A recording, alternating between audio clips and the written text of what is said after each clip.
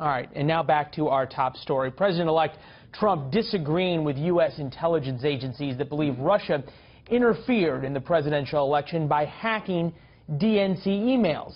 The disagreement is causing a war of words between the Obama administration and the incoming Trump administration. Let's bring in our panel. Mark Lampkin served as an advisor to former House Speaker John Boehner. Brad Bauman is former executive director of the Congressional Progressive Caucus. Gentlemen, great to be with you. Thanks so much. Thank you for having us. Brad, it's kind of unusual. Typically, it's the Republicans yelling about Russia and the Democrats going, oh, no, we think we can make things work. And now we have exactly the opposite. I got to tell you, there's nothing about this that is... I mean, the entire situation is completely ridiculous. At this point, the only thing that Republicans seem to be doing that resembles the way that they stood up for America in the Cold War is their response to Democrats as though we are the Cold War enemy. Deny everything, level counter accusations. What Russia may have done here in terms of their interference in our election could be the most significant attack on our democracy since 9/11. And instead of all of us attacking one another, we need to actually come together, figure out what's happening, and it would be really nice for our president-elect to take this seriously.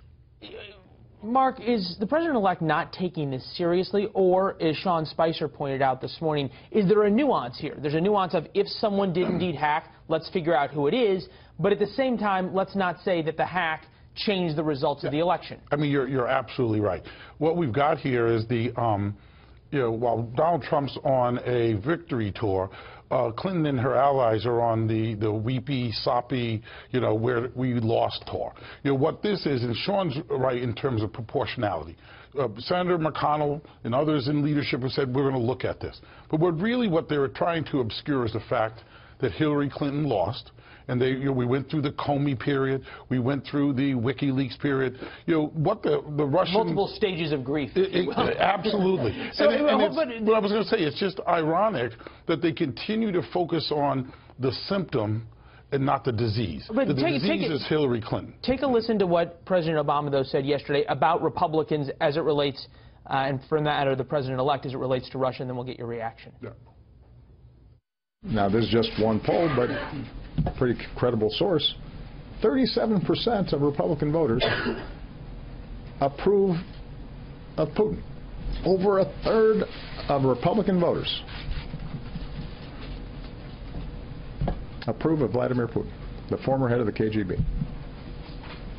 Ronald Reagan would roll over in his grave. Well, I think it's ironic that the president that just, in a celebratory way, reestablished diplomatic relations with the Cuban regime is pointing the finger at Republicans for engaging with Vladimir Putin. I mean, again, you don't be distracted by the shiny object. This is the, we just... Hold on, I'm getting a wrap, so Brad, I got to give you the last 20 seconds or so. Sure. Number one, this isn't about timing. A lot of Democrats were talking about Russian attacks on our information and trying to manipulate our election well before this election came to a close. So let's not make this about us being on a sour grapes tour. This is a significant threat to our national security, and we need to get to the bottom of it. I'm guessing you agree with that, Mark. Well, of course, and I think Republicans have embraced that idea. Well, hold on, but we've heard Republicans in Congress certainly embrace that idea. Mitch McConnell, Lindsey Graham, John McCain embrace that idea. We haven't heard the president-elect be forceful or powerful or even outraged in any way about this. But again, that's... In fact, he doesn't even say that he believes it's the Republicans. That's right. Or the Russians. But I think we have to get to the facts. And I think the best place to actually, in a public forum, have a discussion about whether or not the Russians did something or didn't is through congressional investigation, working with the intelligence agencies to actually come to a conclusion. But and what we've got is... Why is this happening? That conceivably the president-elect and the president are entitled to the same intelligence briefings. The president, the entire national security apparatus, essentially the FBI now getting in line with the CIA, and private cybersecurity firms all point to the Russians, and President-elect Trump, who's entitled to the same thing, says, I don't know. I want to just say that, and I don't want to minimize this, but this is like something out of the Manchurian Candidate. You have one person who is taking over the free world who can't even admit to the fact that Russia who, let's face it, over the last decade and a half, we've seen them continuously poke at us and try to attack us and figure out our pressure points. He can't even come to the point where he acknowledges the fact that they may have manipulated us.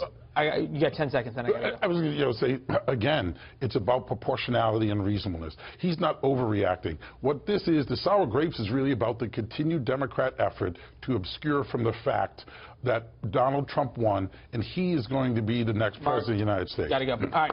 Mark, Brad, thanks, guys. Appreciate it. Well, you are right on one part of that, for sure.